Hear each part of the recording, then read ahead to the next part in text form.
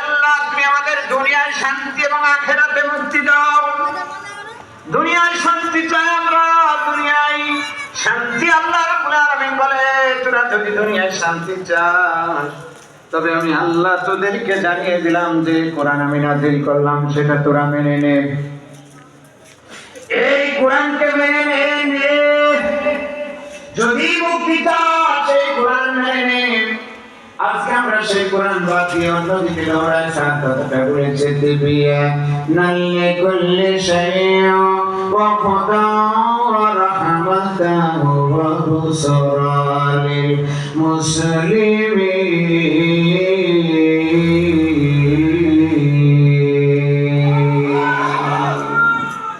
সব সমস্যার সমাধান কোরআনের মধ্যে রয়েছে। মুসলমানদের জন্য সব সমস্যার সমাধান দিতে পারে আল কোরআন। আল্লাহর কোরআন ছাড়া যত দূরে যাওয়া যাবে শান্তি কোনদিন হতে পারে না।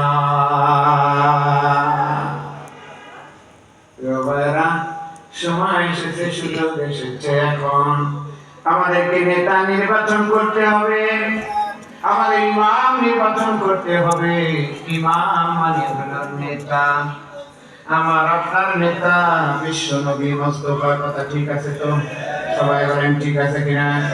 যদি আমার নেতা দুনিয়ায় নবী না হয়, নবীর আদর্শের নেতা যদি আমার না হয়, আল্লাহর নবীকে যদি জাতীয় নেতা আমি দুনিয়ায় আনতে না পারি, আমার কবরের ভিতরে যখন জিজ্ঞেস করা হবে মিয়া তোমার নেতা কে ছিল, তখন তুমি যদি আল্লাহর নবীকে নেতা দুনিয়ায় না মানো, কবরের ভিতরে যে যখন তুমি বলবে আমার নেতা বিশ্ব নবী, আল্লাহ বললে মিথ্যাবাদীকে ধর, জাহান্নামের ভিতরে ভর। ঠিক না? সেজন্য আমি আপনাকে জাহান্নামের আগুন থেকে বাঁচানোর জন্য বলছি, আমি আপনাকে কবর থেকে বাঁচানোর জন্য বলছি। নেতা নির্বাচন করা ওয়াজিব। ফাকাদ আজমাউ আলা উযুবিল ইমাম। ইমাম নির্বাচন করা ওয়াজিব। ইমাম আবু হানিফা রাহমাতুল্লাহ আলাইহি দীর্ঘ বছর আগে বলে গেছে ইমাম নির্বাচন করা ওয়াজিব। প্রতিটা ইমামের মধ্যে সৎ ইমাম নির্বাচন করতে হবে। এখন আমরা ইমাম মানে মনে করি মসজিদে শুধু কিন্তু আসলে ইমাম মানে আমরা ইমাম নির্বাচন করার সময় যদি মসজিদে হোক, ওই সামান্য মসজিদের দায়িত্ব ৫ ওয়াক্ত নামাজের জন্য ইমাম করার সময় আমরা দেখি ইমামের মুখে দাঁড়িয়ে আছে কিনা, ইমাম খুতবা করে কিনা, ইমামের মাথায় টুপি কিনা, ইমামের বউ পর্দা করে কিনা, ইমাম নামাজ ভালোভাবে পড়ে কিনা, ইমাম সহি তেলাওয়াত আছে কিনা, ইমাম সুদ খায় না, সুদ খায় কিনা, ইমাম হারাম খায় কিনা। মসজিদের ইমাম সাহেব কত বড় টুপি, কেমন মার্কা টুপি, কি মাযহাবের লোক, কোন মাযহাবে থাকে, সব দেখে দেখে এরপরে ইমামতি দিন।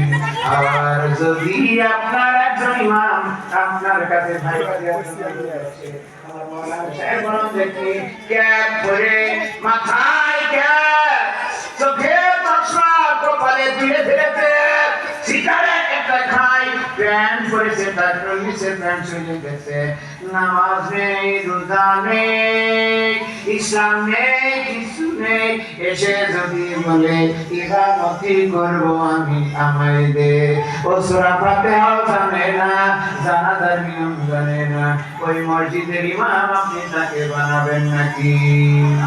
আরো জোরে বলেন। আপনার জানাজায় ওকে ইমামতি করতে দেবেন নাকি? তাহলে সামান্য মসজিদে কোনো বিল পাস হয় না, মসজিদে কোনো সরকারি অনুদান ভাগাভাগি হয় না, মসজিদে কোনো আইন দেওয়া হয় না।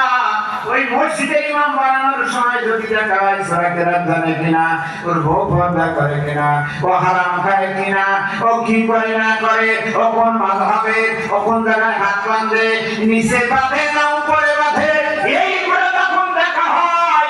আর আমরা তখন আমার পৌরসভার একজন ইমাম বানাই, আমরা তখন জাতীয় সংসদের একটা ইমাম বানাই, আমরা তখন একটা উপজেলার ইমাম বানাই,